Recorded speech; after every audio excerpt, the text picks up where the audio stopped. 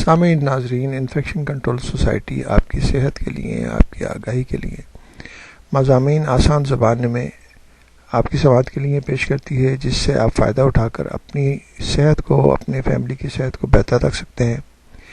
جنجیوائٹس کے بارے میں ہم آپ کو بتا رہے تھے۔ جنجیوائٹس کیا ہے؟ جنجیوائٹس جو ہے انفلیمیشن آف دا گمس، یعنی کہ جو گم ٹیشو ہے اس کے اندر انفلیمیشن ہو جائے۔ اس کی وجوہات کیا ہے؟ وجوہات اس کو کلاسیفائی کیا گیا ہے، یعنی کہ سب سے کامن جو وجہ ہے وہ تو جیسے ہم نے آپ کو بتایا کہ پلاک کی وجہ سے جنجیوائٹس ہوتی ہے۔ جنجیوائٹس جو ہے سسٹمک فیکٹرز کی وجہ سے بھی ہو سکتی ہے۔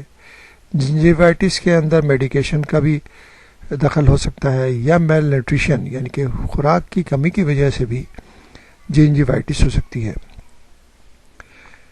جنجیوائٹس بیکٹیریا کی وجہ سے بھی ہو سکتی ہے، viral origin, fungal origin, genetic origin, اور کچھ ٹرامیٹک کنڈیشن کی وجہ سے بھی جنجیوائٹس پیدا ہو سکتی ہے۔ فارن باڈی ریئیکشن کی وجہ سے بھی ہو سکتی ہے۔ ہم آپ کو بتائیں گے اس کے سائن سمٹم کیا ہوتے ہیں، کیا یعنی کہ علامات کیا ہوتی ہیں کہ آپ سمجھ سکیں کہ جنجیوائٹس ہو گئی ہے۔ یعنی گمس سولن ہو جائے، یعنی سوج جائیں، مسوڑے سوج جائیں، اور ان کا رنگ جو ہے وہ ریڈ کلر یا پرپل کلر میں چینج ہو جائے۔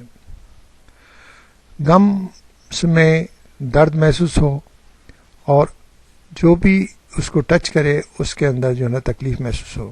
بعض دفعہ جنجیوائٹس کے اندر بلیڈنگ بھی ہوتی ہے، اور بلیڈنگ جو ہے خاص طور پر جب آپ برشنگ کرتے ہیں یا فلاسنگ کرتے ہیں اس کے اندر خاص طور پر بلیڈنگ نظر آتی ہے۔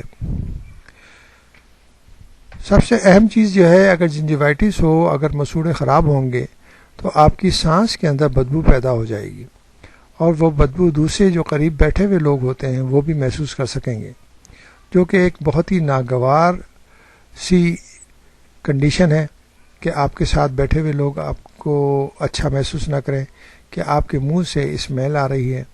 تو اس لیے جنجیوائٹس کو کنٹرول کرنے کے لیے، بہتر کرنے کے لیے، یا اس سے نجات حاصل کرنے کے لیے آپ اپنے دانتوں کی حفاظت کیجئے، پراپر طریقے سے ماؤتھ واش کیجئے، اور صبح شام اور رات کو خاص طور پر سوتے وقت برش کیجئے تاکہ آپ کے دانت صاف رہیں، آپ کے گمس مضبوط رہیں۔